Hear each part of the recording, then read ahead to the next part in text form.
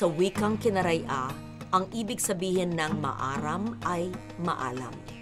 Pagkat maalam ang katutubong Pilipino, sumasalok siya ng kaalaman mula sa malalim at patuloy na interaksyon sa kapaligiran.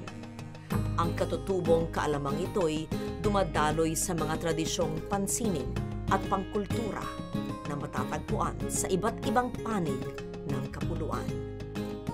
Sa makukulay na disenyo ng mga tepo sa Tandubas, Tawi-Tawi, sa mga huni at himig ng Sludoy sa Lake Cebu, Timog Cotabato, sa pananampalatayang sumisibol sa Subli sa Talumpok, Silangan, Batangas, sa mga tilar na nagluluwal ng Binakol sa Ilocos Sur, at sa hiwagang pumipintig sa Linglin-o ng mga Ifugao.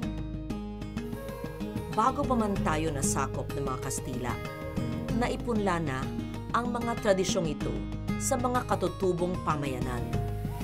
Ngunit maaaring sa hinaharap, ang mga ito'y maglalaho, makakalimutan. Dala na rin ng mga puwersa ng pagbabago at modernisasyon. Magsimula tayo sa pagkilala ng mga tradisyong pansining na ito. Kilalanin natin ang mga kaalamang ito. Ilimbag sa alaala.